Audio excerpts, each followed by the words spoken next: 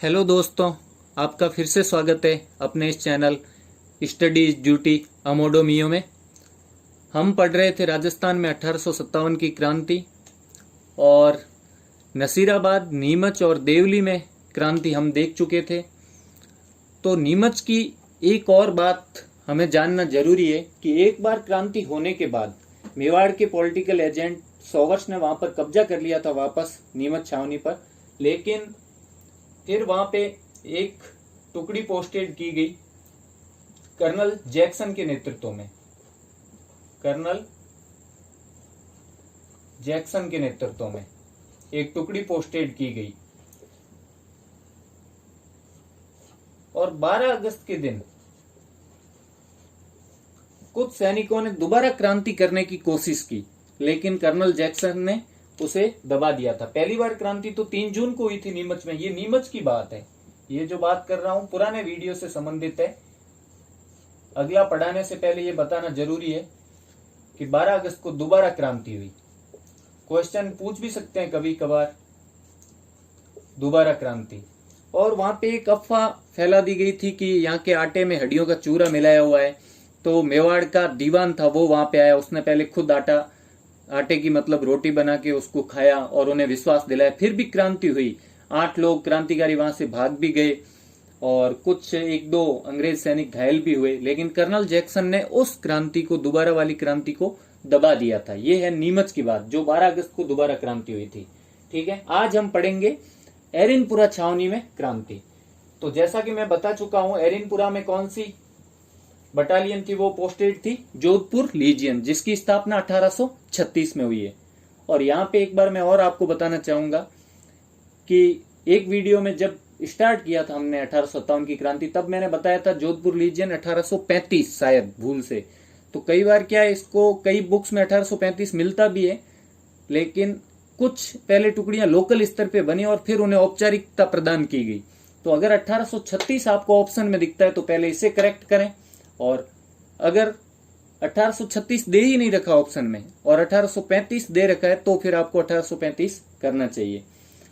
इसी तरह शायद पिछली वीडियो को मैंने दोबारा वापस देखा, 1-2 वीडियो को, तब मैंने देखा कि कहीं मैंने मेवाड़ भील कोर का, बाकी जगह तो लगभग सही बताया, लेकिन कई बार आदमी ये सोचता है कि मैं बोल ये रहा हूं और लिख भी रहा हूं, लेकिन भूल से उसके दिमाग में वो चीज होती है लेकिन वो बोल कुछ और रहा होता है। तो मेवाड़ भील कोर की स्थापना 1841 में, ग्वालियर कंटिंजेंट 1844। तो अपने को मेन तो मेवाड़ भील कोर याद रखना ही रखना है 1841 में, और जोधपुर लीजियन 1836 में। और एक मेर बटालियन है, वो 1822 में बनना स्टार्ट हो गई थी, लेकिन बाद में जो मेर बटालियन से अपने भारतीय सेना में जो टुकड़ी बनी है ना, वो ये मानती है कि हमारी जो पुरानी मेर बटालियन है वो 1824 में बनी। लेकिन ऑप्शन में आए तो मेर बटालियन को 1822 लिखना ज्यादा करेक्ट करना है, 1822। और 1822 दे ही नहीं रखा हो, 1824 दे रखा हो, फिर अपने को 1824 करना है। अगर 1824 दे रखा हो, ये दे नहीं रखा हो तो बाकी ज्यादा करेक्ट ही है। और जोधपुर लीजियन के लिए ज्यादा करेक्ट 1836 है। ये नहीं दे रखा हो तो 1835 है। ठीक है, ये बात बताना यहाँ पे जरूरी थी, क्योंकि मेर बटालियन से बाद में धीरे धीरे अब 44th गोरखा बटालियन बन गई, मतलब वही बटालियन धीरे धीरे भारत की अब इतिहास में। तो अब वो अपने जो इस मेर बटालियन के ट्रेस है वो देखते हैं कि 1824 से हमारी लगभग शुरुआत हुई थी, लेकिन वास्तव में ये लोकल स्तर पे 1822 में ये ब्यावर मेरवाड़ा, अजमेर मेरवाड़ा क्षेत्र में बन चुकी थी मेरवाड़ा बटालियन के नाम से। तो ये थी बात कुछ पिछले वीडियोज की। अब हम देखेंगे कि ये जोधपुर लीजियन है, इसने कैसे विद्रोह किया, इसके विद्रोह के कारण क्या थे।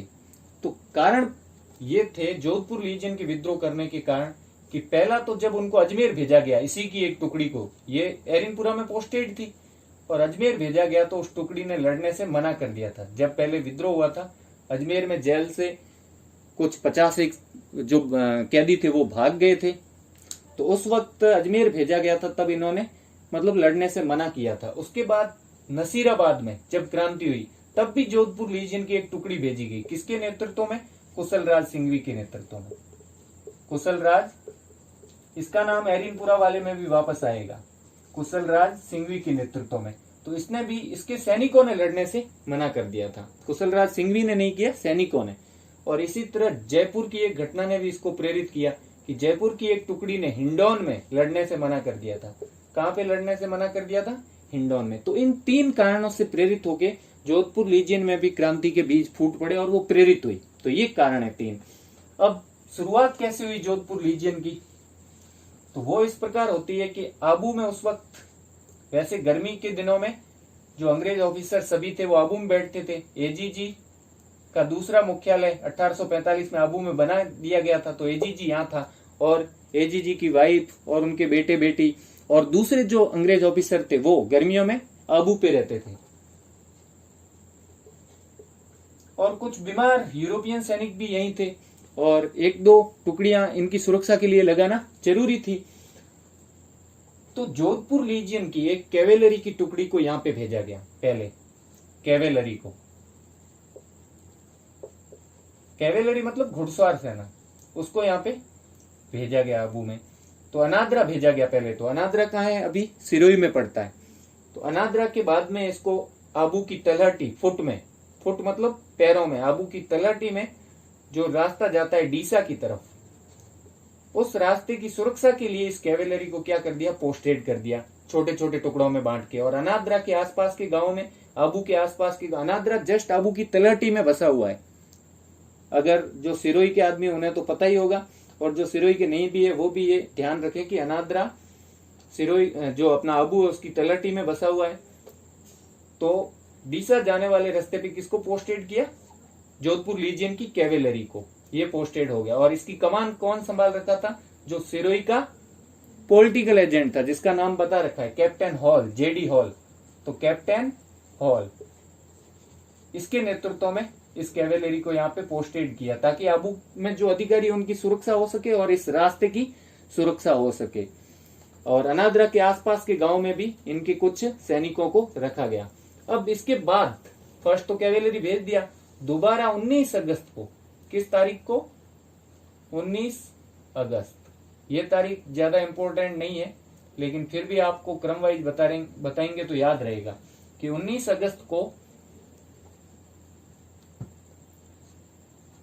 जोधपुर लीजियन की एक और टुकड़ी किसके नेतृत्व में? जोजन सिंह के नेतृत्व में अनाद्रा भेजी जाती है। कहां भेजी जाती है? अनाद्रा।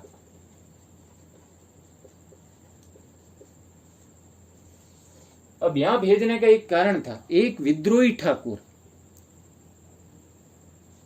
जो रीवा का ठाकुर था। विद्रोही मतलब अंग्रेजों से विद्रोही, या फिर जो राजा था वो भी अंग्रेजों के पक्ष का था। जोधपुर मारवाड़ में राजा कौन था? तख्त सिंह। तो उसका विद्रोही रीवा का ठाकुर यहां अनाद्रा में होने की सूचना मिली। ये सूचना मिलते ही जोजन सिंह के नेतृत्व में एक टुकड़ी जोधपुर लीजियन की यहां भेजी गई। और जैसे ही यहां आने की सूचना मिली तो कैप्टन हॉल जो थे यहां पे पहले से, कैप्टन हॉल इन्हें चेक करने आए। तो थोड़ा सा मिटाना पड़ेगा यहां पे।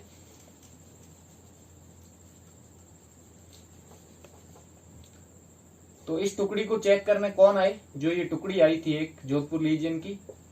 और पहले दिन बारिश हुई थी तो इनका सामान वगैरह सब कुछ भीग गया था। इस टुकड़ी का सामान भीगने के बावजूद भी हॉल जब चेक करने गया तो उसे पूरी तरह से एकदम फुल जोश में दिखाई दिए। तो कैप्टन हॉल चेक करके जब वापस जा रहा था तो उसको रास्ते में, कि 19 को ये पहुंची तो दूसरी सुबह ये चेक करने पहुंचा था, और जब वापस जा रहा था तो उसे एक हवलदार मिला। कौन हवलदार? जो पहले कैवेलरी घुड़सवार सेना भेजी थी ना, उसके सैनिक जो यहाँ पे थे, उस सेना का एक हवलदार मिला इसको वापस जाते वक्त। तो जब हॉल ने इसको पूछा कि कहाँ जा रहे हो, मतलब तुम, तो इसने जवाब दिया मेरे कुछ नए दोस्त आए हैं, मैं उनसे मिलने जा रहा हूँ। वैसे उसका आंसर सही भी था, ये उसके नए दोस्त आए थे ये टुकड़ी वाले, लेकिन आगे की चीज हॉल को नहीं पता चली कि ये दूसरी सुबह के लिए पूरी क्रांति का प्रबंधन करने के लिए या देखने के लिए ये जा रहा था। तो अब 19 तारीख को ये पहुंचे, 20 को चेक हुआ, और 21 को सुबह क्या हुआ कि बहुत ज्यादा कोहरा था। और थोड़ा सा, अब माउंट आबू पे कोहरा तो रहता ही, और बारिश का मौसम और था तो थोड़ा ज्यादा कोहरा था, बिल्कुल भी सूरज की किरण नहीं निकली थी। तो थोड़ा सा आलसी पना था सैनिकों में, और वहां कुछ बीमार सैनिक भी थे, और अंग्रेज ऑफिसर भी लेट उठे, अपने बेड लेट समेटे। तो धीरे धीरे वो तो लेट उठे, लेकिन इनको तो पूरी तैयारी थी, इनको तो जल्दी उठना था कि हमें तो भाई जाना है, क्रांति करनी है। तो ये तो पहले से तैयार थे। उन्होंने अपने बेड लेट समेटे और इन्होंने अपने बेड जल्दी समेटे और धीरे धीरे ये आबू पर चढ़ गए। कौन? ये जो नई टुकड़ी आई थी वो मिलके। और जो कुछ सैनिक सोए हुए थे यहाँ पे, उन पे इन्होंने गोलीबारी की, सैनिकों पे। ये 83 नेटिव इन्फेंट्री के कुछ सैनिक थे, उन पे इन्होंने गोलीबारी की। और कैप्टन हॉल जो था उस पर भी इन्होंने गोलियां चलाई खिड़की से, लेकिन कैप्टन हॉल पीछे के दरवाजे से भाग गए। और एक उनके आश्रय स्थल पहले से बना रखा था, ऐसी चीजें तो हर जगह पहले से बनी होती है, वहां पे अपने परिवार को कैप्टन हॉल ने ले जाके छोड़ दिया। और यहीं पे एजीजी का बेटा, घायल एक आदमी हुआ था ज्यादा, वो था एजीजी का बेटा, एजीजी का बेटा अलेक्जेंडर लॉरेंस। एजीजी कौन था? जॉर्ज पैट्रिक लॉरेंस, और उनका बेटा था अलेक्जेंडर लॉरेंस। इसने क्या किया कि ये यहां से भाग के हॉल के घर पे जाने लगा और बीच में किसी सैनिक ने गोली चला दी जो उसके जांग में लगी। वो घायल हो गया, लेकिन बाद में ये रिकवर भी हो गया था। अब ये घटना हुई तो एजी जब हॉल यहां से भागा था तो अपने परिवार को छोड़ के कुछ 4 गार्ड को लेके ये आके इन सैनिकों से मिल गया। और इन सैनिकों से मिलके फिर इन सैनिकों के साथ जो विद्रोही थे उनको थोड़ा सा पीछे धकेलना स्टार्ट किया, खदेड़ना स्टार्ट किया और इनको वापस भगाते हुए कहां भेज दिया? वापस सैनिकों को अनाद्रा। अनाद्रा तक इन्होंने वापस भगा दिया था। तो घायल कौन हुआ था? अलेक्जेंडर लॉरेंस, एजीजी का बेटा। और यहाँ पे किस पे गोलियां चलाई? असफल प्रयास किया मारने का कैप्टन हॉल को। और फिर हॉल ने इन सैनिकों से मिलकर इनको अनाद्रा तक वापस खदेड़ दिया था। ये सारी घटना किस तारीख को हुई? ये तारीख थी 21 अगस्त। कौन सी थी? और इसी को आबू में या एरिनपुरा की क्रांति की शुरुआत मानते हैं। एरिनपुरा की इसलिए क्योंकि क्रांति की किसने थी? जोधपुर लीजियन ने। और जोधपुर लीजियन कहाँ पोस्टेड थी? एरिनपुरा में। उसी के सैनिक जोधन सिंह के नेतृत्व में गए थे वहां रीवा के ठाकुर को देखने के लिए। और वहां तो रीवा के ठाकुर को तो पकड़ा नहीं और जाके अंग्रेजों पर ही इन्होंने गोलियां चला दी थी। तो ये सारा कांड कहां पे हुआ? 21 अगस्त को माउंट आबू पर।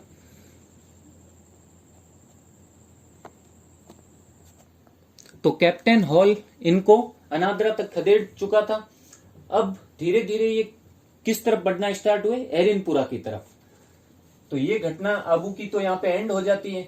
तो उनमें से उन्हीं क्रांतिकारियों में से एक कोई संदेश भेजता है कहां पे? एरिनपुरा में।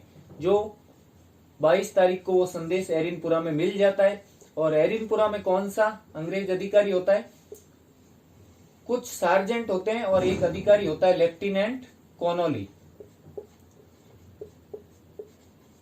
लेफ्टिनेंट कॉनोली ये यहाँ पे एरिनपुरा में होता है। तो इसका एक अर्दली होता है। अर्दली मतलब जो संदेश लाता है या आदेश को कहीं पहुंचाता है उसको अर्दली कहते हैं। तो मखदूम बख्श उसका नाम होता है, मखदूम बख्श। तो 22 तारीख को, 22 अगस्त को, 21 अगस्त को क्रांति शुरू हुई वहां से। और 22 अगस्त को जो एक सैनिक ने वहां पे सूचना भेजी थी वो मखदूम बख्श। कौन लाके देता है इस कॉनोली को? मखदूम बख्श। ये अर्दली होता है, ये इसको सूचना देता है। तो ये कॉनोली जाके अपने सैनिकों को देखता है जो एरिनपुरा में बाकी बचे होते हैं कि उनमें तो कोई क्रांति की भावना नहीं दिखाई दे रही। तो वहां जाके देखता है तो वो तो पहले से ही उनमें जोश देखता है और थोड़ी सी संदेह की भावना देखता है कि यहाँ भी पक्की क्रांति होगी। तो वो पहले से ही उसकी तैयारी करना स्टार्ट कर देता है और सबके पास जाता है, पहले इन्फेंट्री के पास, और कोशिश करता है कि उन्हें समझाए। आखिर में उसके दिमाग में एक आता है शायद भीलों को समझाया जाए, वो मेरा साथ दे। लेकिन भील भी इस हद तक जाके उसका साथ देने से इनकार कर देते हैं। सारी जगह से उसको ना ही मिलता है। और आखिर में एक तरफ कुछ गनर्स होते हैं, बंदूक के लिए वो खड़े होते हैं, और इधर से कॉनोली ये जाता है। तो वहां से कुछ सैनिक सामने आते हैं और उसको बोलते हैं कि वापस चले जाओ नहीं तो हम फायर कर देंगे, गोली चला देंगे। तब जाते वक्त ये बोलता है अगर कोई मेरे साथ आना चाहता है तो आ जाओ। तो कुछ घुड़सवार और कुछ सैनिक इसके साथ, कॉनोली के साथ आ जाते हैं। और वो 45 के करीब सैनिक होते हैं जो इसके साथ आ जाते हैं। और उन्हीं में से एक होता है अब्बास अली, जिसका नाम होता है अब्बास अली। तो अब्बास अली अपनी जो पगड़ी होती है वो इनके सामने रख के, अब्बास अली जो होता है ये 45 लोगों में से, बाकी क्रांति जो लोग होते हैं एरिनपुरा में, उनके सामने अपनी पगड़ी रख के बोलता है कि अगर तुम इन अंग्रेजों पे हमला करोगे जो यहाँ एरिनपुरा में है तो हमें पार करके जाना होगा, मतलब हमें मार करके जाना होगा। और इसी का साथ एक दो और सैनिक देते हैं, जैसे अब्दुल अल्फ दूसरे का नाम होता है। वैसे अब्बास अली जरूर याद रखना, ये पूछ सकते हैं अब्दुल अल्फ, अब्दुल अल्फ, ये मैं यहां लिख देता हूं मिटा के।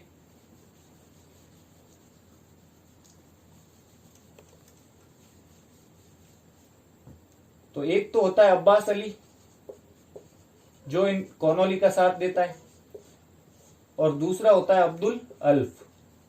ये आपको जरूर याद रखना है, अब्दुल अल्फ। और तीसरा ये मखदूम बख्श जो इसका अर्दली होता है, ये भी अपनी पूरी कोशिश के साथ इनके साथ आ जाता है। तो मेन जो नाम है वो आपको ये याद रखना है। तो 45 एक सैनिक इसके साथ आ जाते हैं। अब वो क्रांतिकारी जो वहां पे क्रांति की थी वो वहां से रवाना होके 23 अगस्त को यहाँ एरिनपुरा पहुंच जाते हैं। तो जो वहां उन्होंने 21 अगस्त को क्रांति की थी वो सैनिक एरिनपुरा कब पहुंचते हैं? 23 अगस्त को। 21 अगस्त को यहां से निकलते हैं, कैप्टन हॉल उन्हें खदेड़ता अनादरा तक, और 23 अगस्त को ये कहां पहुंच जाते हैं? 23 अगस्त ये पहुंच जाते हैं एरिनपुरा। और अब जो कॉनोली और बाकी सार्जेंट और उनकी पत्नियां, ये सब उन 45 वो जो उनका साथ देने वाले थे अंग्रेजों के साथ, उनके साथ उन सबको एक तरह से कैदी बना के रखा था। तो बाकी तो ये जो विद्रोह करके आए थे ये तो बहुत गर्व महसूस कर रहे थे, ये कुछ कहते नहीं, लेकिन उन 45 जो देसी सैनिक जो अंग्रेजों का साथ दे रहे थे उनको अब वो इनके एक तरह से भाई समझो, क्योंकि देसी थे, उनको ज्यादा कुछ नहीं कर सकते थे, लेकिन गाली गलौज से उनको थोड़ा बेइज्जत किया, लेकिन फिर भी वो नहीं माने, कुछ उन्हीं के साथ रहे, कुछ आके इनके साथ भी आ गए। अब उनको कैदी बना के रखा गया, किनको? कॉनोली और जो सार्जेंट और उनकी पत्नियां, बच्चे, इनको, और वो जो 45 में से कुछ सैनिक जो इनके साथ थे उनको कैदी बना के रखा गया।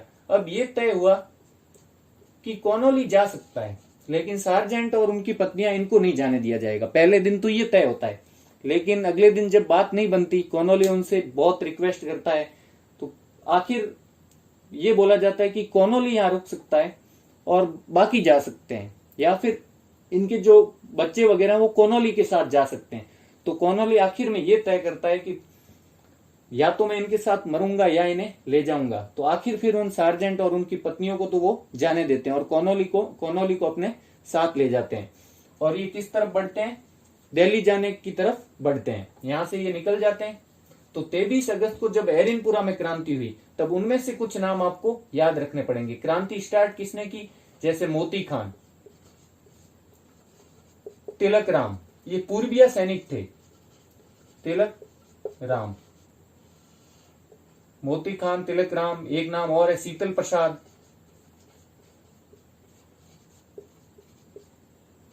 इन्होंने एरिनपुरा में क्रांति शुरू की इन सैनिकों ने, और बाद में सबने मिल बैठ के किसी एक को नेता तय करना था। तो मेहराब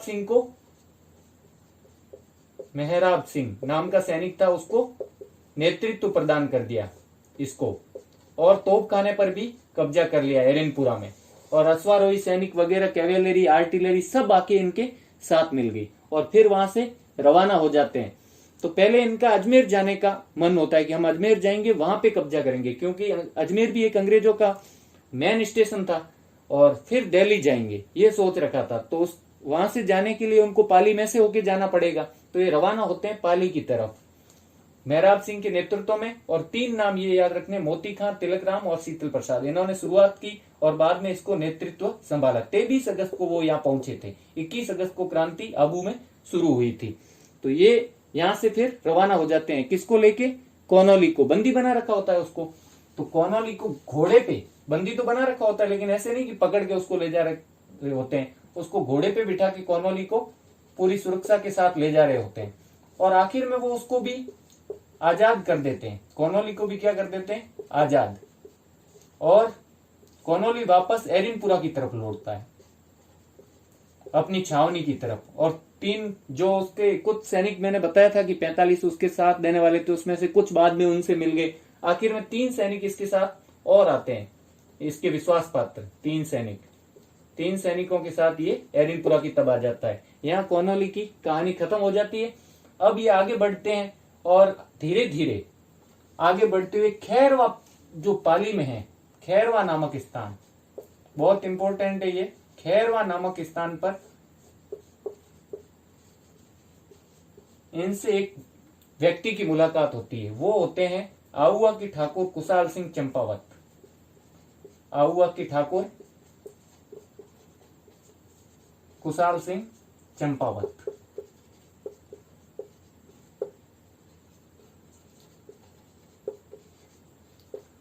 इनसे मुलाकात होती है इन क्रांतिकारियों की किस स्थान पे? खैरवा पर। और फिर वो भी इनसे मिलते हैं, लेकिन कुशाल सिंह पहले जो जोधपुर मारवाड़ का पॉलिटिकल एजेंट होता है, मैंने पहले वीडियो में नाम बता रखा उसका, तो मारवाड़ का पीए कौन होता है? Monk mason. कौन होता है? Monk mason. उसको लेटर लिखता है। अब 2 लोग इसको लेटर लिखते हैं, एक तो कुशाल सिंह भी लिखता है, और उससे पहले जो अब्बास अली मैंने बताया था, जो वफादार निकला था कॉर्नवालिस का, कौन? अब्बास अली, वो भी इसको लेटर लिखता है मॉन्क मेसन को। और मॉन्क मेसन को वो बोलता है कि मैं और मेरे साथ जो कुछ सैनिक है, कैवेलरी, और हमारे पास जो गन्स हैं, हम इन सबको जमा करवा देंगे। वो उन कुछ सैनिकों को भी बचाना चाहता है, लेकिन हमें वापस सेना में बहाल करना पड़ेगा, नौकरी देनी पड़ेगी, और हमें बिल्कुल बिना किसी शर्त के माफ करना पड़ेगा, बिना किसी एक तरह से सजा के। तो ये मॉन्क मेसन बोलता है, जो मारवाड़ का पीए होता है, कि मेरे पास तो ऐसा कोई अधिकार नहीं है। ये भी पत्र लिखता है इसको, तो इसका रिप्लाई जो आता है उत्तर, उसमें लिखता है ऐसा मेरे पास कोई अधिकार नहीं है। हाँ, अगर तुम हमारे प्रति अभी भी वफादार रहते हो और इस क्रांति को कमजोर करते हो और उनके क्रांतिकारियों के विरुद्ध लड़ते हो, तो तुम्हें शायद, पक्का नहीं कहता, लेकिन बाद में तुम्हें शायद माफ भी किया जाएगा बिना शर्त के, और हो सकता है तुम्हें रिवार्ड भी दिया जाए। तो ये लेटर पाके वो भी क्रांतिकारियों में एक तरह से एक्टिव मेंबर बन जाता है, क्योंकि ये एक तरह से मना ही हुआ उसको कि पहले कुछ माफ की बात नहीं कर रहे कि बाद में देखा जाएगा, और वो भी अगर अभी तुम क्रांतिकारियों को कमजोर करो तो अब्बास अली भी जाके क्रांतिकारियों से मिल जाता है और एक सक्रिय सदस्य बन जाता है। तो यहाँ पे इस जगह पे ये मॉन्क मेसन इस चीज को रोक सकता था, लेकिन नहीं रोक पाया, क्योंकि उसका उत्तर मनाही में था। तो ये भी क्रांतिकारियों के साथ शामिल हो जाता है। अब कुशाल सिंह जी लेटर लिखते हैं इनको, वो भी पत्र लिखते हैं, तो वो बोलते हैं, उनकी कुछ शर्तें होती है। अब कुशाल सिंह क्यों विद्रोही थे, क्यों नाराज थे अंग्रेजों से या राजा से, पहले हमें ये चीजें देखनी होगी।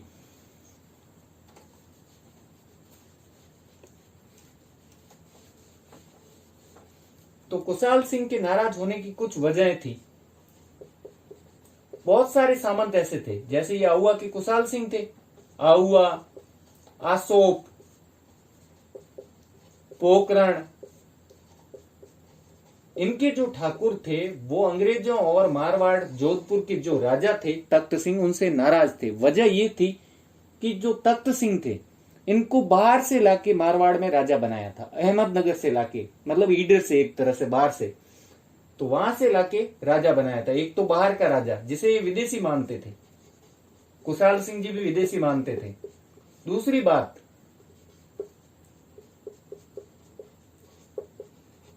कि अपने साथ गुजरात से, अहमदनगर गुजरात में, कुछ गुजराती लोगों को लाया था, उन्हें महत्वपूर्ण पद दिए। किसको? अपने साथ जिन गुजराती लोगों को लाया, अपने लोगों को इसने महत्वपूर्ण पद दिए। और जो ठाकुर थे यहाँ के मारवाड़ के, उनसे इसने नजराने की मांग की। नजराने मतलब एक तरह से गिफ्ट के तौर पे। और नजराना वैसे जब कोई नया उत्तराधिकारी या नया ठाकुर बनता था तब भी पेश किया जाता था। अलग अलग रियासत में नजराने का मतलब अलग अलग है। तो नजराने की मांग की। और रेख बढ़ा दी। रेख मतलब जो भू राजस्व तय कर रखा होता है कि एक ठाकुर इतना भू राजस्व देगा। अब ये भरतू रेख, पट्टा रेख अलग अलग होता है। पट्टा रेख वो होती है जो राजा तय करता है पट्टे में कि इतनी रेख भू राजस्व तुम्हें इस जमीन से जमा करवाना होगा। और भरतू रेख वो होती है जो वास्तविक भू राजस्व वो ठाकुर जमा करवा पाता है। तो ये रेख भू राजस्व है। और नजराने की मांग की, ज्यादा रेख बढ़ा दी। और हुक्मनामा, एक था हुक्मनामा। जब कोई नया ठाकुर बनता था किसी ठिकाने में, तो वो जो रुपए पैसे या कुछ भी राजा को जमा करवाने पड़ते थे कर के तौर पे, वो कहलाता था हुक्मनामा। तो हुक्मनामा भी बढ़ा चढ़ाकर लेने लगा ये तख्त सिंह। इस वजह से कुछ ठाकुर तख्त सिंह से नाराज थे। आउआ, आसो, पोकरण, ऐसे ही कुछ और ठाकुर इनसे नाराज थे। यही कारण था कुशाल सिंह के विद्रोही होने का। तो इसी नोक झोंक के बीच कुशाल सिंह ने क्या किया, बिठोड़ा का एक ठाकुर था, सामंत था, बिठोड़ा के सामंत की हत्या कर दी और उसका नाम था कान सिंह। तो कुशाल सिंह ने क्या किया, बिठोड़ा के सामंत कान सिंह की हत्या कर दी। कान सिंह की हत्या कर दी कुशाल सिंह ने, और एक तरह से विद्रोही हो गया। अब मैं बता रहा था कि कुशाल सिंह ने भी मॉन्क मेसन को लेटर लिखा। तो उस लेटर में उसने क्या कहा, उसने कुछ शर्तें रखी, और वो शर्तें कोई बड़ी शर्तें नहीं थी, कोई ऐसी बड़ी बात नहीं थी कि जो ना किया जा सके। वो एक तरह से भावनात्मक शर्तें, खुद के मतलब सम्मान से संबंधित ऐसी कुछ भावुक शर्तें थी कि इनको पूरा कर दिया जाए तो मैं आपका साथ भी दूंगा और क्रांतिकारियों को मेरे ठिकाने या मेरे किले में आने से मना कर दूंगा, दरवाजे बंद कर दूंगा, और अगर आपने कुछ सेना भेजी और सहायता दी तो मैं क्रांतिकारियों के विरुद्ध लड़ भी सकता हूं। यह भी कहा था कुशाल सिंह ने पत्र लिख के लेटर में मॉन्क मेसन को, कि अगर ऐसा तुम करते हो तो। और मॉन्क मेसन दोबारा भी विफल रहा।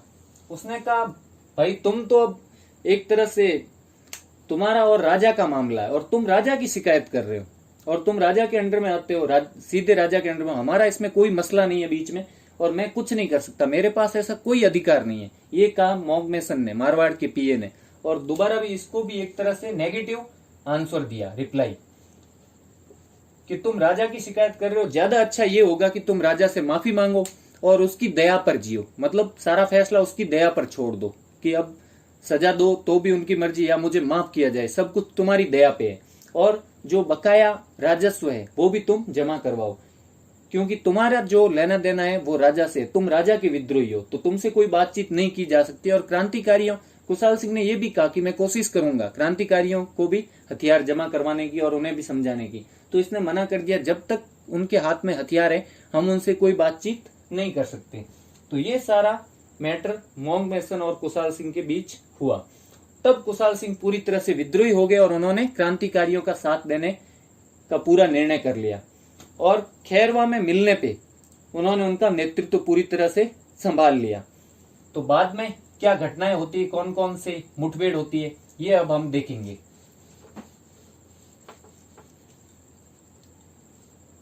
तो सबसे पहले जब ये बात पता चलती है तो राजा एक ओनाद सिंह पंवार नाम का बहुत वीर योद्धा आदमी होता है तख्त सिंह के पास, उसके नेतृत्व में एक टुकड़ी भेजता है। तख्त सिंह किसके नेतृत्व में एक टुकड़ी भेजता है? ओनाद सिंह। अब नाम में कंफ्यूज मत होना, कई जगह इंग्लिश में अनार सिंह, ओनाड सिंह ऐसा लिखा है, तो वो नाम वही है। ऑप्शन दिखे तो आपको टिक कर देना है। ओनाद सिंह पंवार, इसके नेतृत्व में इनको रोकने के लिए टुकड़ी भेजता है। क्यों? और उनको पाली भेजता है, इसको पाली के रास्ते से, पाली कि यहां से वो जाएंगे तो आपको यहाँ आना। और क्रांतिकारी भी पाली की तरफ बढ़ रहे होते हैं। फिर क्रांतिकारी यहाँ आउआ आ जाते हैं बीच में, कि आउआ पे वो अपना, क्योंकि जब आउआ के ठाकुर ही विद्रोही हो गए और उनका साथ देने का निर्णय कर लिया तो वो फिर आउआ के किले पे आ जाते हैं। और ओनाद सिंह पंवार की उनसे टक्कर होती है, लेकिन साथ में ही पीछे से अंग्रेज जो अधिकारी है एजीजी, वो किसको ऑर्डर देता है वहां जाने के लिए? हीथकोट को, लेफ्टिनेंट हीथकोट। तो ओनाद सिंह पंवार तो तख्त सिंह की तरफ से आता ही है, और एजीजी के ऑर्डर से कौन आता है? वहां एक राजपूताना क्षेत्र बल होता है, राजपूताना क्षेत्र बल बना रखा होता है। भाई यहाँ कोई घटना हो तो किसको भेजना है उस हिसाब से। तो एजीजी भेजता है किसको? लेफ्टिनेंट हीथकोट, हीथकोट इसको भेजता है। तो पहले ये दोनों जाते हैं, पहले ओनाद सिंह पंवार जाता है और साथ ही किसको भेज देते हैं? हीथकोट को। और उनके साथ नेतृत्व होता है बाद में कि ये दोनों मिल जाते हैं और आक्रमण करते हैं। लेकिन ओनाद सिंह पंवार भी कुछ नहीं कर पाता उन क्रांतिकारियों का, और इनके 10 सैनिक मारे जाते हैं अवनाथ सिंह पंवार के। ये खुद भी बुरी तरह से घायल हो जाता है और बाद में इसकी मृत्यु भी हो जाती है, ये भी घायल हो जाता है। और इसकी सहायता के लिए बाद में किसको भेजा? हीथकोट। और इनका युद्ध जिस स्थान पे होता है उसको एक नाम दिया। वैसे तो अलग अलग जगह पे इनकी मुठभेड़ भी होती है, लेकिन बिठोड़ा का युद्ध, और ये कौन सी तारीख को होता है? 8 सितंबर को इनकी भिड़त होती है। तो तारीख होती है वो 8 सितंबर, 8 सितंबर, और युद्ध कहलाएगा बिठोड़ा का युद्ध, बिठोड़ा का युद्ध। तो बिठोड़ा का युद्ध 8 सितंबर को होता है। अवनाथ सिंह पंवार को कौन भेजता है? तख्त सिंह। हीथकोट को एजीजी भेजता है। ये दोनों मिलते हैं। बाद में इनकी सहायता के लिए कुशलराज सिंघवी और राजमल मेहता, विजयमल मेहता, ऐसे कुछ लोग और आते हैं, लेकिन वो भी विफल ही रहते हैं और हीथकोट और ये सब भी हार जाते हैं। तो प्लस में कुशलराज सिंघवी, राजमल मेहता, विजयमल मेहता, इनको भी भेजता है। तो कुशलराज सिंघवी तो एक मुख्य सेनापति होता है। तो अगर इस युद्ध में नाम पूछे तो अवनाथ सिंह पंवार तो बाद में मारा जाता है। इसमें किले का रक्षक होता है पहले, ये जोधपुर किले का रक्षक अवनाथ सिंह पंवार, बहुत योद्धा और वीर माना जाता था। और दूसरा हीथकोट और तीसरा कुशलराज सिंघवी, ये 3 नाम आपको जरूर याद रखने। और पूछे कौन कौन थे, तो अंग्रेजों की तरफ से मेन आपको ये बताने हीथकोट और कुशलराज सिंघवी, क्योंकि ये बड़ा सेनापति था। तो बाद में हिस्ट्री की बुक्स में इसी का नाम मिलता है ज्यादातर कि ये मारा गया, ये जरूर बोलते हैं, लेकिन गए कौन थे? तो हीथकोट और कुशलराज सिंघवी। बिठोड़ा का युद्ध 8 सितंबर। और इसमें कौन जीत जाता है? कुशाल सिंह जीत जाता है बिठोड़ा के युद्ध में। कुशाल सिंह की जीत होती है। और इनके जब हीथकोट आता है तो उसके भी 72 से ज्यादा सैनिक मारे जाते हैं। 72 तो आंकड़ा बताते हैं, 10 इसके मारे गए, 72 इसके, और फिर ये भी विजयमल मेहता, कुशलराज सिंघवी और राजमल मेहता भी वापस पीछे की ओर हट जाते हैं। तो इसमें से क्वेश्चन क्या आ सकता है कि अंग्रेजों की तरफ से कौन आए थे, राजा की तरफ से कौन आए थे? तो 2 नाम आपको ये जरूर याद रखते हैं, कुशलराज सिंघवी और हीथकोट। मारा कौन गया? अवनाथ सिंह पंवार, किले का रक्षक था। ये युद्ध था बिठोड़ा का युद्ध, तारीख थी 8 सितंबर 1857। तो ये घटना हो गई अपने पहली टक्कर जो इनकी हुई थी। और उसके बाद जब एजीजी को ये खबर मिलती है, एजीजी जॉर्ज पैट्रिक लॉरेंस, तो खुद वहां अजमेर से कुछ सैनिक लेके जब एजीजी को ये खबर मिलती है, तो एजीजी तब कहां पे होता है? अजमेर में। वहां से कुछ टुकड़ियों के सैनिक, अलग अलग टुकड़ियां होती है जिनके अपने नाम जरूरी नहीं है, तो उनको नहीं भी पढ़ेंगे अपन यहाँ पे। अजमेर से एजीजी खुद, जिसका नाम है जॉर्ज पैट्रिक लॉरेंस, और साथ में कौन आता है इधर से? ये तो अजमेर से आता है।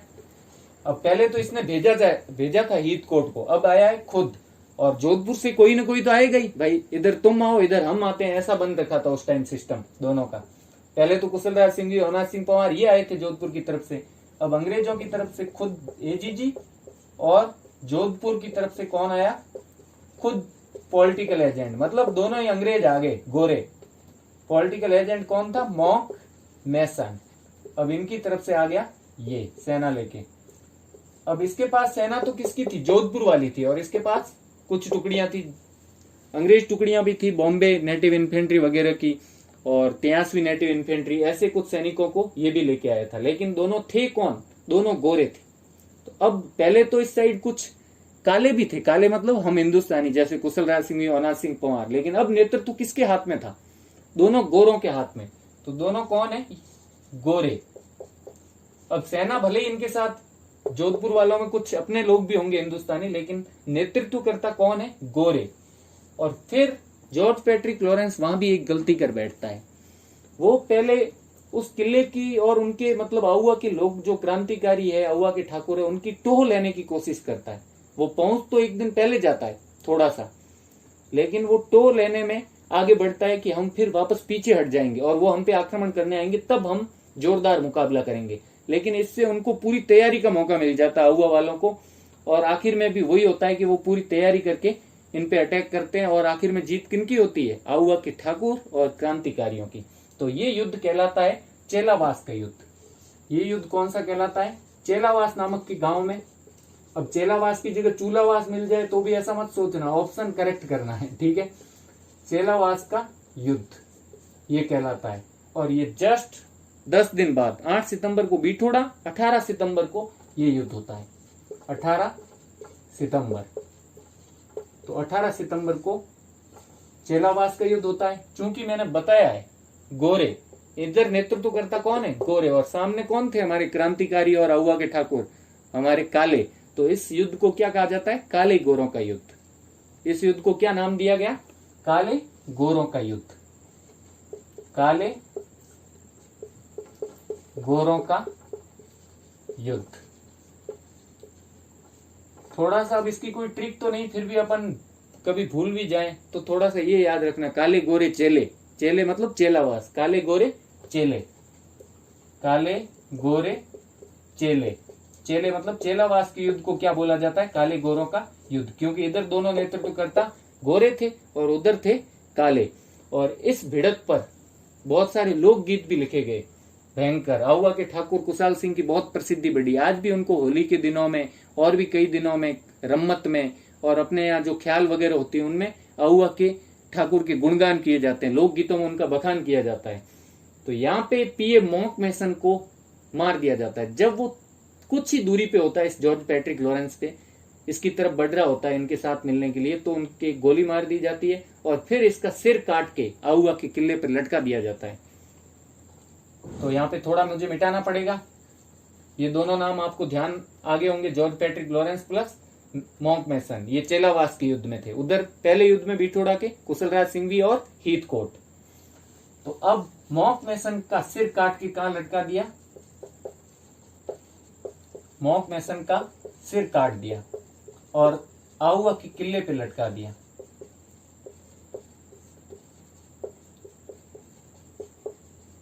आहुआ के किले पर लटका दिया इसका सिर। अब इस पे एक लोकगीत भी चलता है, मुझे पूरा कंफर्म उसकी लाइनें याद नहीं है। ऐसा कुछ है कि भल्लो बाजे बांकियोन, अंग्रेज एजेंट रो सिर काटने किले पर टांकियो, ऐसा कुछ गीत भी चलता है, लोकगीत आहुआ के ठाकुर की प्रशंसा में, ठीक है। तो अब इसके बाद जब ये घटना हो जाती है, और इसमें भी क्या होती है, एक तरह से अंग्रेजों की हार होती है और इनकी कुल देवी होती है, यहाँ के जो ठाकुर है इनकी कुल देवी सुगाली माता, जिनका नाम होता है सुगाली माता। तो उस टाइम ये भी बहुत खबर फैली थी कि ये जो क्रांतिकारी और आहुआ के ठाकुर, ये पहले उनसे आशीर्वाद लेते हैं और उन्हीं की कृपा से ये सारी कुछ क्या हो रही है, इनकी जीत हो रही है। तो चेलावास के युद्ध में भी जो आहुआ के ठाकुर है और क्रांतिकारी, उनकी जीत हो जाती है।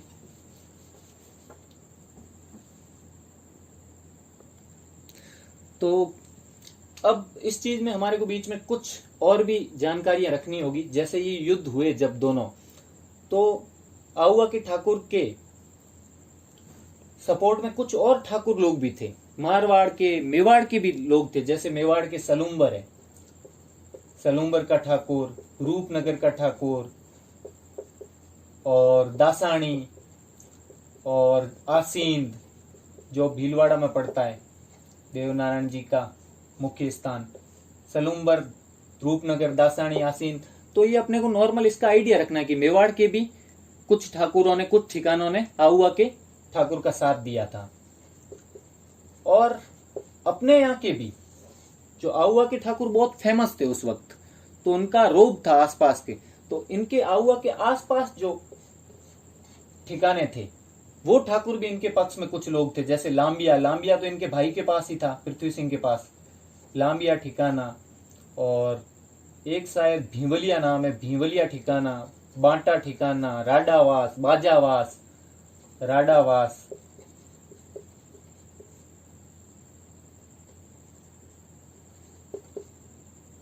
बांजावास, बांटा, ये आसपास जो ठिकाने ठाकुर थे ये भी इनके साथ थे। सिरियाली, सिरियाली का ठाकुर भी, उसने भी कुछ सैनिक सहायता इनको भेजी थी, सिरियाली के ठाकुर ने। ये याद रखना, क्योंकि बाद में इसको गिरफ्तार करके, सिरियाली वाले ठाकुर को अंग्रेजों ने गिरफ्तार करके तख्त सिंह को सौंप दिया था। तो ये तो इनके नजदीक थे और बाकी सिरियाली ठाकुर। और इसके अलावा 3 और ऐसे ठिकाने हैं जो इनके खास, एक तरह से खास सहयोग करने वाले थे, उनके नाम और उनके ठाकुरों के नाम आपको याद रखने पड़ेंगे। और वो ठिकाने हैं गूलर, आलणियावास और आसोप। तो ये आपने देख लिया, ये तो है मेवाड़ के ठिकाने, और ये इनके आसपास के गांव या ठिकाने। और ये सिरियाली के ठाकुर ने भी इसको कुछ सैनिक सहायता दी थी।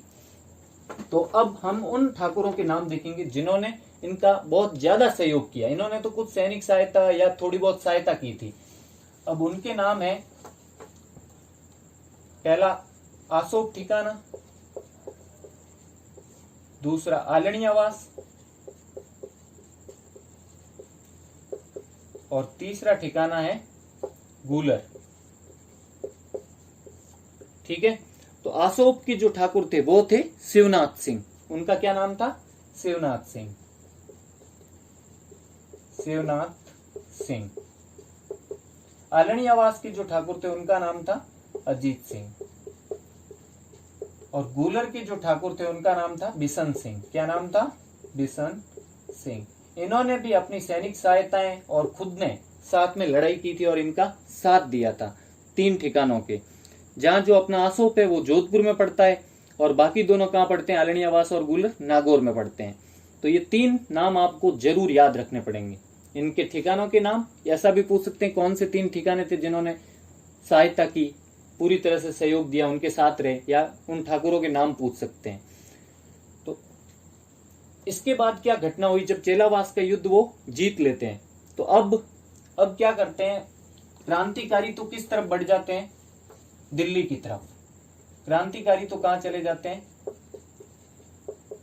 दिल्ली। अब कुछ लोग बोलते हैं उनमें आपस में भी थोड़ा कुछ वाद विवाद हो गया था ठाकुर में, आहुआ के ठाकुर और क्रांतिकारियों में, और कुछ बोलते हैं ऐसा कुछ नहीं हुआ था। और जो आहुआ के ठाकुर है, आहुआ ठाकुर, ये अपने आहुआ में ही रह जाते हैं। ठीक है, एक बार के लिए। चेलावास का युद्ध एंड हो गया, उसके बाद ये दिल्ली की तरफ बढ़ते हैं। तो अब विद्रोहियों के साथ में शिवनाथ सिंह जो होते हैं, जो अपने ठाकुर है अपने आसोप के, वो भी दिल्ली की तरफ जाने का प्रयास कर रहे होते हैं। लेकिन बीच में ही एक स्थान आता है नारनौल, हरियाणा के पास नारनौल। वहां पे अंग्रेजी सेनापति होता है गेराल्ड, उसकी एक सैन्य टुकड़ी उनको रोक लेती है। तो जो दिल्ली की तरफ क्रांतिकारी बढ़ रहे होते हैं, तो शिवनाथ सिंह उनको दिल्ली ले जाने का प्रयास करता है। कौन? आसोप का ठाकुर। ये पॉइंट याद रखना, आसोप का ठाकुर शिवनाथ सिंह, इसके नेतृत्व में क्रांतिकारी कहां जा रहे होते हैं? दिल्ली। लेकिन बीच रास्ते में कहां पे? नारनौल में। ये अक्टूबर की बात है, सितंबर में 18 सितंबर को ये चेलावास वाला युद्ध हुआ, और ये बात है अक्टूबर की, शायद 16 अक्टूबर के करीब। ठीक है, ये डेट वगैरह ज्यादा आप इतना जोर मत दो, सिर्फ जो मेन युद्ध है उनको। कई बार डेट पे बहुत ज्यादा, मतलब डेट और सन पे वाद विवाद भी रहता है कि ये नहीं है ये सन है, तो आपको ये नहीं याद भी रहे तो इतनी ज्यादा टेंशन लेने की जरूरत नहीं है। सारा पेपर कोई डेट या सन नहीं पूछेगा। तो अक्टूबर में क्या होता है? आसोप की शिवनाथ सिंह दिल्ली जा रहे होते हैं। नारनौल पे उनको सेनापति कौन मिल जाता है? गेराल्ड। कौन मिल जाता है? सेनापति गेराल्ड। ये नाम याद रखना। कौन रोकता है शिवनाथ सिंह और क्रांतिकारियों को? गेराल्ड। और बाद में गेराल्ड इसमें घायल भी हो जाता है, और ऐसा बोलते हैं उन्हीं घावों के कारण गेराल्ड की मृत्यु भी हो जाती है बाद में। तो ये घटना होती है। अब उधर क्या होता है? अंग्रेज दिल्ली में जो क्रांति हुई थी उसको भी संभाल लेते हैं और जीत लेते हैं वापस दिल्ली को। सब शांत होने के बाद एक तरफ वापस अब ध्यान लाते हैं कि हाँ, किस किस ने हमको हराया था और ज्यादा मतलब क्रांति की थी। अब अंग्रेज तो ऐसे थे ही बदमाश की याद रखे पूरी तरह। तो वापस ही दिल्ली को जीतने के बाद इनको तो हरा दिया यहाँ पे रास्ते में ही, नारनौल हरियाणा, नारनौल में सेनापति गेराल्ड ने। ठीक है, अब क्या होता है? दिल्ली जीतने के बाद अंग्रेज, अब एजीजी तो खुद हार के जा चुका था कि भाई वहां तो सुगाली माता है, और सुगाली माता के तो 10 सिर 54 हाथ थे। वो उनकी, ये भी आप जान लो बीच में कि सुगाली माता जो थे ये इनकी कुल देवी थे, आहुआ के ठाकुरों की इष्ट देवी, कुल देवी। और इनके कितने सिर थे? 10 सिर 54 हाथ थे। अंग्रेज तो डर जाते हैं कि भाई वहां तो सब सुगाली माता का पर्चा है और हम नहीं जीत पा रहे। एजीजी खुद भी और पीए खुद दोनों मिलके आए काले गोरों का युद्ध हुआ, मोहकमेसन को तो सिर काट के लटका दिया। और एजीजी, अब राजपूताना में सबसे बड़ा अफसर कौन था? एजीजी था। जब वही हार चुका तो किसकी हिम्मत होगी वापस आने की? सब कुछ तो आ चुके। तो बाद में जो हमारे ब्रिटिश भारत था, पूरे ब्रिटिश अधिकारी थे, वो थे गवर्नर जनरल जीजी, उनकी तरफ से भेजा जाता है कौन? कर्नल होम्स को। किसको भेजा जाता है? कर्नल होम्स को। अब तीसरा है ये, दो युद्ध हो चुके पहले हीथकोट, बाद में एजीजी और मैकमोसन। तीसरा कौन आता है? Colonel Holmes. ये तो आता है अंग्रेजों की तरफ से। किसकी तरफ से? अंग्रेजों की। अब एक अंग्रेजों की आएगा तो एक तो जोधपुर वाला तख्त सिंह भी भेजेगा ना, ये तो प्रथा चली आ रही थी उनकी। तो प्लस हंसराज जोशी जो है कि भाई आज तो ह नाम वालों की राशि अच्छी चल रही है, तो वो ह नाम वालों को भेज देते हैं, हंसराज जोशी और होम्स, कर्नल होम्स को। इन दोनों को भेजते हैं आउवा पे। जब दिल्ली वाला ये सारी क्रांति सलट जाती है, उसके बाद 20 जनवरी तारीख थी। कौन सी तारीख थी? 20 जनवरी। ये सुगाली माता वाला याद रखना कंफर्म, क्वेश्चन पूछ लेते हैं इसका। तो ये आते हैं 20 जनवरी को आउवा। अब इस तारीख पे थोड़ा सा सस्पेंस भी है, कई लोग इसको बताते हैं 29 जनवरी। 29 जनवरी तो युद्ध क्या है? लंबा चलता है, तो लोग लिखने वाले तारीख पता नहीं किस हिसाब से लिखते हैं। कई युद्ध के शुरू होने की तारीख, कई छोटी मोटी घटना होती है युद्ध की शुरुआत की कि हाँ स्टार्ट हो गया लगभग, तो उसको तारीख लिखते हैं। कई जो बड़ा युद्ध होता है मेन निर्णायक, उसकी तारीख लिखते हैं। और लंबा युद्ध चलता है, कई एंड वाले की तारीख भी लिख देते हैं, पहुंचते हैं जिस दिन के हाँ मैंने उस दिन युद्ध देखा था, चल रहा था। तो ये तारीख पे जोर मत देना, लेकिन जनवरी में आए थे, ये याद रखना। जनवरी में ये कहाँ आते हैं? वापस आउवा की तरफ आते हैं। और कौन कौन होते हैं? कर्नल होम्स और हंसराज जोशी मारवाड़ की तरफ से, कर्नल होम्स अंग्रेजों की तरफ से। अब सामने क्या होता है कि आउवा के ठाकुर के पास केवल 700 सैनिक ही होते हैं, क्योंकि क्रांतिकारी वगैरह तो जा चुके होते हैं उस वक्त दिल्ली वगैरह में, और नारनौल के पास हार भी चुके होते हैं। तो अब ये मैं मिटा रहा हूं, होम्स और हंसराज जोशी इधर लिख देता हूं, होम्स प्लस हंसराज। तो सामने आउवा के ठाकुर ये सोचते हैं कि हम 700 सैनिकों की मदद से कितनी देर लड़ पाएंगे इतनी बड़ी सेना से, क्योंकि अब तो उन्होंने पूरी तैयारी के साथ ही भेजी होगी ना, जबकि एजीजी भी हार चुका है। तो सामने जो आउवा के ठाकुर होते हैं वो अपने भाई, जो लांबिया, मैंने ठिकाना बताया था कि लांबिया ठिकाना भी इनके भाई का था, पृथ्वी सिंह का। क्या नाम होता है उनका? पृथ्वी सिंह। तो इनके विरुद्ध किसको लड़ा देते हैं? होम्स और हंसराज के विरुद्ध पृथ्वी सिंह को। और ये युद्ध कहलाता है आउवा का युद्ध। क्या कहलाता है? आउवा का युद्ध। इस युद्ध का नाम है आउवा का युद्ध, क्योंकि ये निर्णायक युद्ध होता है एक तरह से, लास्ट। और ये होते हैं लांबिया ठिकाने के ठाकुर। कहाँ के?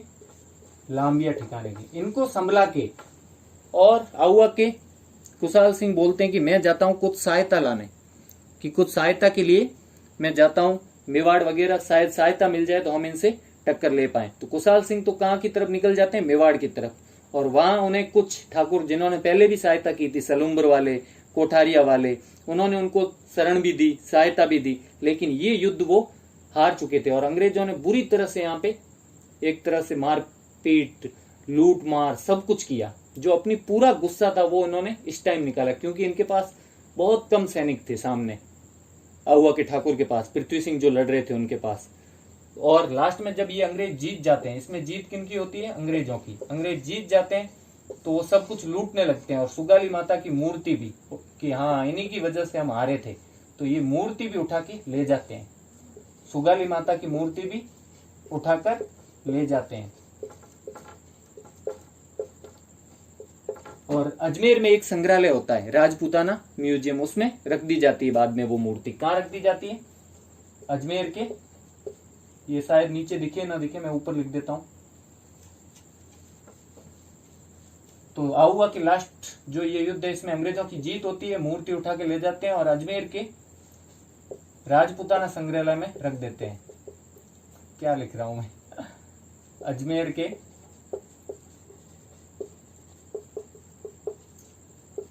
राजपूताना संग्रहालय में इसको रखवा दिया जाता है। और यही मूर्ति अब कहां पे है? पाली के बांगड़ म्यूजियम में। अब ये मूर्ति कहाँ पे है ये भी पूछ सकते हैं। तो वर्तमान में ये कहाँ पे है, पाली के, बाद में ये मतलब वहां शिफ्ट कर दी जाती है, पाली के बांगड़ म्यूजियम में।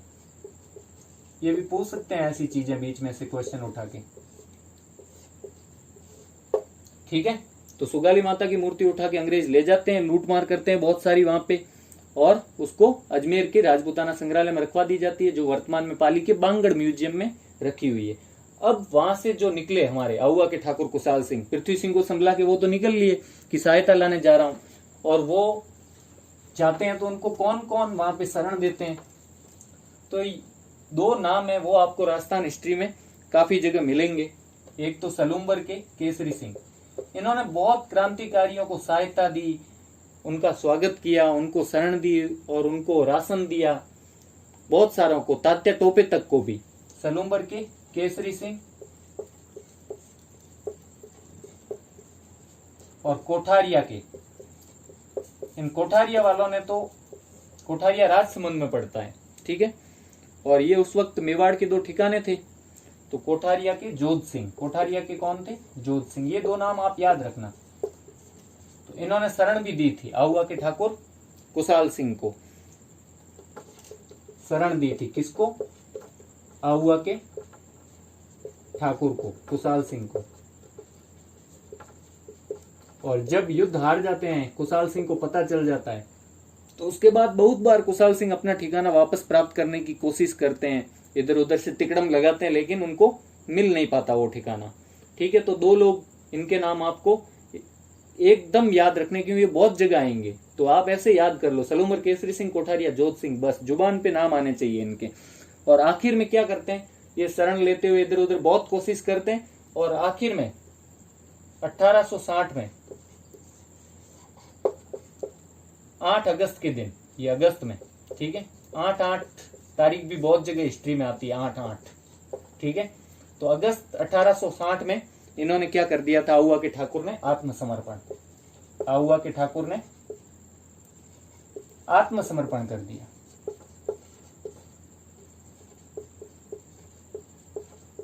आत्मसमर्पण। और फिर अंग्रेजों ने, जब इन्होंने आत्मसमर्पण ही कर दिया, तो इधर उधर से सपोर्ट लगवाई, और तब अंग्रेजों ने इनके विरुद्ध एक आयोग, एक कमीशन बनाया इनकी जांच के लिए, और उसका नाम था टेलर कमीशन। तो आहुआ के ठाकुर कुशाल सिंह की जांच के लिए कौन सा कमीशन बनाया गया, टेलर कमीशन, इनके लिए गठित की गई टेलर कमीशन जांच के लिए। और जांच में साक्ष्यों के अभाव में इनको क्या कर दिया गया, माफ कर दिया गया बाद में। टेलर कमीशन और साक्ष्यों के अभाव में क्या कर दिया,